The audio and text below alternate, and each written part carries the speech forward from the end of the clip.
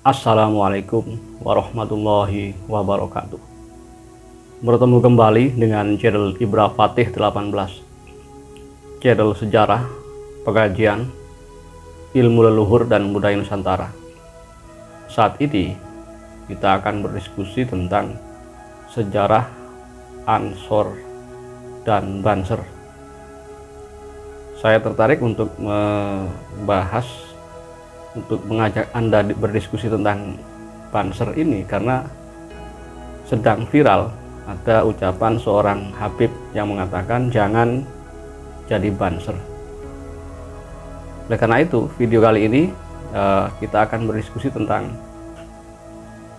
jangan jadi Banser, bisa celaka.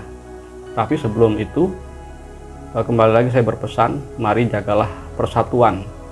Kepada para konten kreator, mohon jangan membuat konten-konten yang memantik perdebatan, ujaran kebencian, dan jangan hanya demi mencari sesuap nasi kita membuat pembodohan atau membuat judul-judul yang bombastis atau bombasme.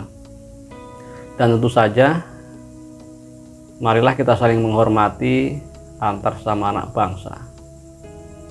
Jika Anda, para pemirsa Ibra Fatih 18, bukan saudara saya seagama, ingatlah bahwa Anda adalah saudara saya sesama anak bangsa. Bahkan Anda adalah saudara saya sesama manusia. Dan jangan lupa untuk subscribe channel ini, dukung terus dengan berkomentar yang positif, share, like, dan sebagainya. Baik, jangan jadi Banser, bisa celaka. Memang ada beberapa penyebab kenapa sebaiknya kita jangan jadi Banser. Simak dan jangan marah dulu ya.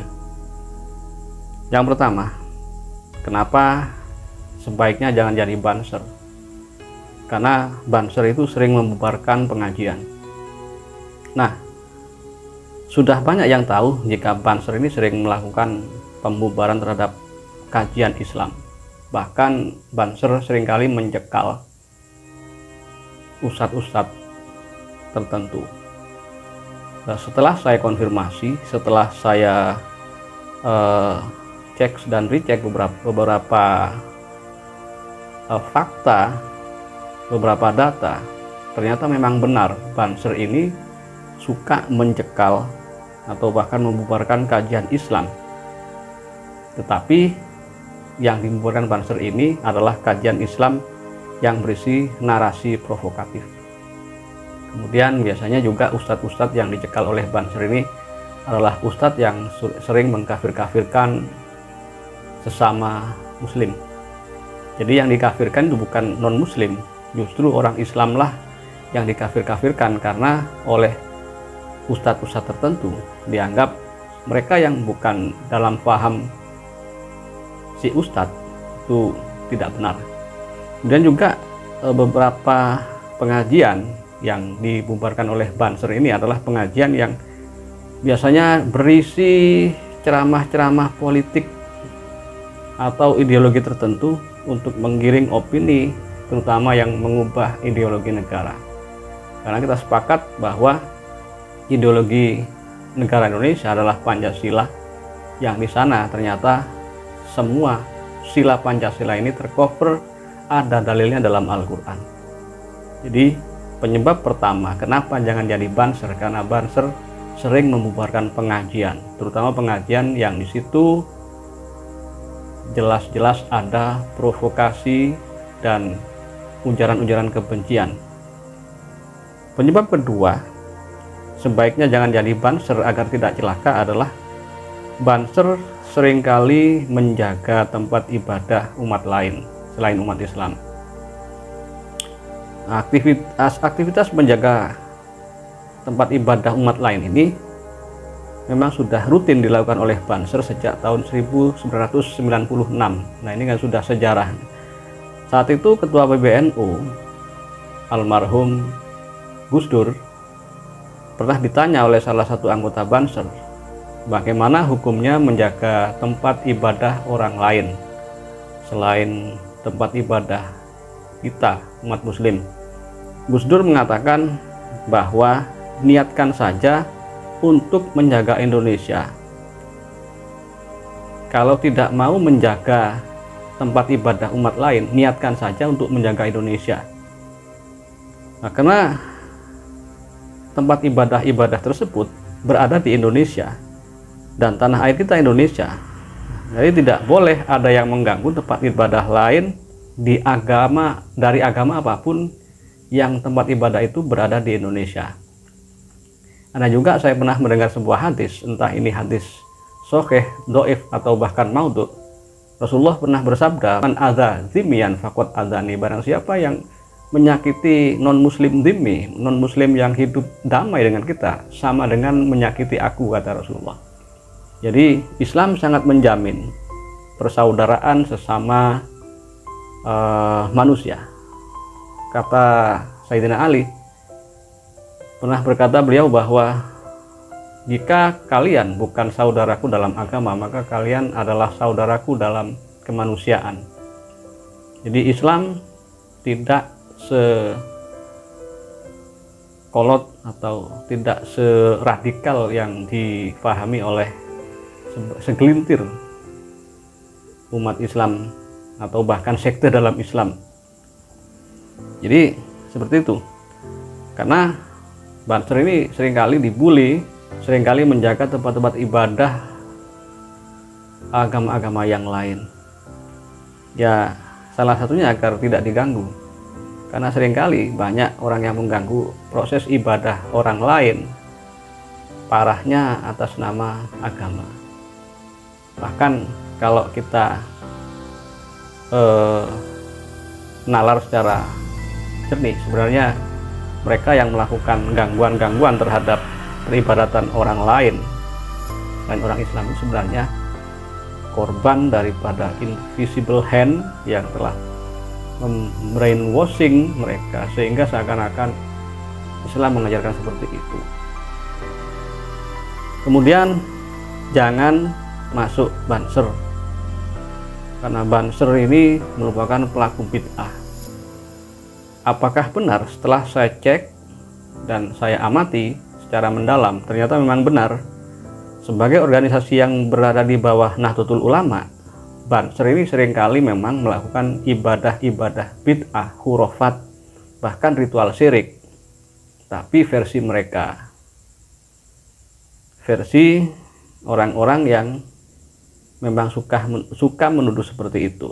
Memang Banser ini suka sekali melakukan baca sholawat, kemudian berziarah ke makam para wali dan ulama, membaca Al-Quran bersama-sama, kemudian membaca kalimat tauhid bersama-sama, kemudian menghibur orang yang sedang tertimpa musibah, keluarganya wafat, yang dalam bahasa lokalnya tahlilan, di mana tahlilan itu di sana bareng-bareng membaca surat Yasin, Muawwidzatain dan Fatihah, kemudian juga membaca kalimat la ilaha illallah dan seterusnya secara bersama-sama. Memang tidak pernah dilakukan oleh Kanjeng Nabi karena tidak ada dalilnya, juga tidak dijatuhkan oleh sahabat. Tetapi kalau membaca kalimat la ilaha illallah bersama-sama dilarang, kenapa kita ketika main catur atau main kartu di pos ronda kok tidak dilarang, kok tidak dihukumi bid'ah? Kemudian sebaiknya tidak ikut Banser karena bisa membuat celaka. Karena yang keempat ini, alasan keempat ini, Banser sering dipersekusi. Banyak video-video viral yang menunjukkan Banser sedang dipersekusi oleh kelompok-kelompok tertentu. Pada zaman PKI, Banser ini sering dipersekusi oleh anggota PKI, Gerwani, atau BTI, Pemuda Barisan Tani Indonesia, yang itu merupakan underbow daripada PKI. Sampai saat ini pun Banser ini sering mendapat perlakuan tidak menyenangkan atau persekusi dari orang-orang yang wallahu a'lam apakah pahamnya hampir mirip dengan anggota PKI. Nah, alasan yang kelima, sebaiknya jangan jadi banser, karena banser saat ini sedang terancam. Beberapa waktu lalu, saya yakin para pemirsa Ibrah Fatih 18 melihat atau mendengar videonya, atau mendengar beritanya, ada sekelompok orang, ratusan orang yang menghadang rombongan GNU sepulang dari pengajian.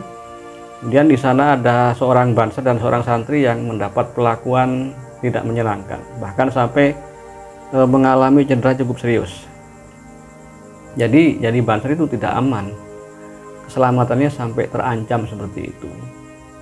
Satu orang banser dan beberapa orang santri dipersekusi, bahkan dilukai oleh ratusan orang.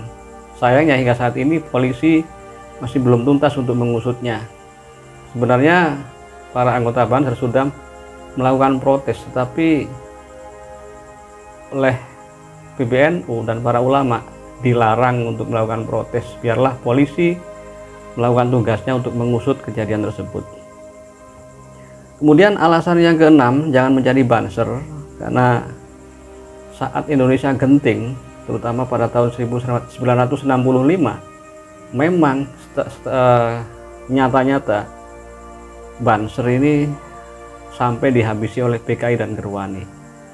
Pada tahun 1965 dan sebelumnya, banyak anggota banser yang dihabisi oleh PKI.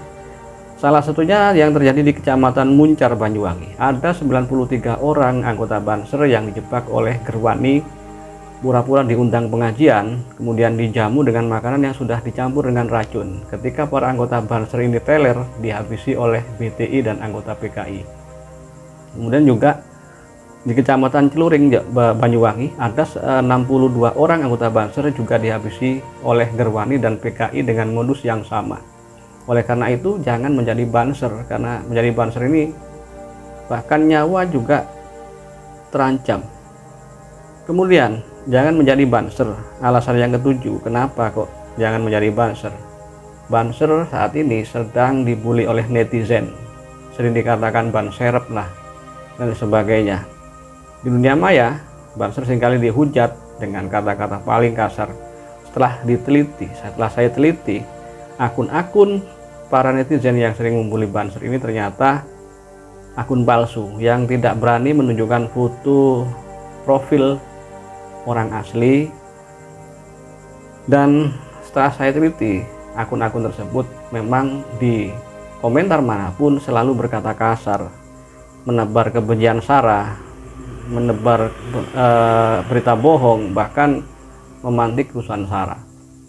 Jadi para pembuli itu biasanya dari golongan-golongan anonimus atau orang yang tidak ingin diketahui atau takut diketahui identitasnya, atau mereka yang sedang mengkritik tanpa tahu, membuli tanpa tahu permasalahan yang sebenarnya. Itu yang saya amati sebagai pegiat medsos. Kemudian alasan yang ke-8, jangan menjadi banser, karena ketika banser ditolimi selalu dilarang untuk melawan, kecuali dulu zaman PKI itu pun ketika Ansor sama sekali tidak dikomando oleh para ulama untuk melakukan pembersihan terhadap anggota PKI. Nah, ketika Presiden Gus Dur dilengsarkan secara tidak sah, saat itu sebenarnya ada belasan ribu atau bahkan puluhan ribu anggota banser dan pasukan berani syahid yang sudah hendak bergerak ke Jakarta untuk melakukan perhitungan terhadap mereka yang secara nakal menggoyang Gus Dur, terlalu takut kepada Gus Dur. Bahkan saya pernah mewawancarai langsung salah satu anggota banser yang sudah berangkat ke Jakarta untuk mengamankan Gus Dur, bahkan untuk memprotes para pelaku makar terhadap presiden yang sah Gus Dur ini. Oleh Gus Dur dilarang, bahkan disuruh pulang, karena menurut Gus Dur tidak ada jabatan yang perlu dipertahankan. Demi keutuhan Indonesia, Gus Dur rela mundur sebagai presiden, dan anggota banser yang hendak membela Gus Dur dan siap tempur ini disuruh pulang, disuruh mengurus madrasah, pondok, dan disuruh bekerja kembali di rumah, beraktivitas seperti biasanya. Nah, demikian juga ketika kemarin anggota Banser dipersekusi, PBNU dan para ulama juga melarang untuk melakukan pembalasan. Sebenarnya kalau seandainya Banser ini diizinkan, maka sebenarnya lebih banyak jumlahnya daripada yang melakukan persekusi. Karena itu jangan jadi Banser, karena setiap kali didolimi orang biasanya dilarang untuk membalas oleh para ulama. Kemudian alasan yang ke-9, jangan menjadi Banser agar tidak celaka, adalah Banser harus berperang jika negara dalam bahaya. Sebelum resmi menjadi Banser, para santri telah bergabung menjadi pasukan gerilya, salah satunya dari Hizbullah, Sabilillah, bahkan Laskar Rakyat yang tanpa nama itu. Kemudian mereka melawan Belanda, Inggris, dan Jepang. Saat PKI memberontak, Banser juga terpaksa turun tangan, padahal para kiai sudah tidak mengkomando mereka, dan Banser ini orang sipil. Sebenarnya mereka tidak punya kewajiban untuk melakukan perang, tapi ya karena demi ideologi, akhirnya Banser ini turun tangan, dan itu taruhannya tidak selamat atau kehilangan nyawa. Nah, andai pun saat ini negara dalam keadaan darurat dan ABRI dan polisi tidak bisa mengatasi, dengan sumpahnya Banser ya terpaksa harus kembali ikut berjibaku. Dan itu sudah dibuktikan berkali-kali. Laskar Sabilillah, Laskar Hizbullah, bahkan laskar-laskar santri yang tanpa nama itu, ya mereka akhirnya melebur menjadi Banser saat ini. Kemudian alasan yang ke-10, jangan menjadi Banser, karena menjadi Banser itu bisa celaka, bahkan bisa wafat terkena bom seperti Rianto, Banser Mojokerto yang wafat oleh bom saat ia menjaga gereja Ebenezer Mojokerto pada tanggal 24 Desember tahun 2000. Saat itu, saat Rianto menjaga gereja, sekali lagi menjaga gereja ini bukan dalam rangka menjaga peribadatan orang lain, tetapi menjaga Indonesia agar tidak diusili oleh mereka-mereka yang usil. Ketika itu Rianto ini menemukan sebuah tas di tempat duduk para jemaat gereja itu. Kemudian dibuka oleh Rianto, ternyata di sana ada kabel-kabel dan peloran. Dengan instingnya Rianto ini yakin ini bom. Akhirnya tas tersebut dibawa keluar oleh Rianto seraya berteriak ada bom. Setelah itu dibukalah resleting ini dan berasap. Ketika hendak dibuang ke got atau selokan, bom ini meledak. Rianto wafat, dan salah seorang temannya kehilangan mata sebelah kirinya. Nah, ini makanya jangan jadi Banser, karena jadi Banser itu risikonya tinggi, besar risikonya. Mungkin demikian diskusi kita kali ini tentang jangan jadi Banser agar tidak celaka, dan jangan jadi Banser karena Banser itu sering dibully, sering dipersekusi, bahkan selalu menjadi musuh daripada orang-orang yang berniat baik terhadap Islam, terhadap Indonesia. Salam sejarah dan Assalamualaikum warahmatullahi wabarakatuh. Jika kalian suka mendengar cerita sebelum tidur, subscribe channel Lakon Manusia, sebuah channel tentang cerita horor, cerita kisah nyata, cerita kriminal, cerpen, urban legend, dan kisah nyata. Segera subscribe channel ini dan kamu akan terhibur menjelang tidur.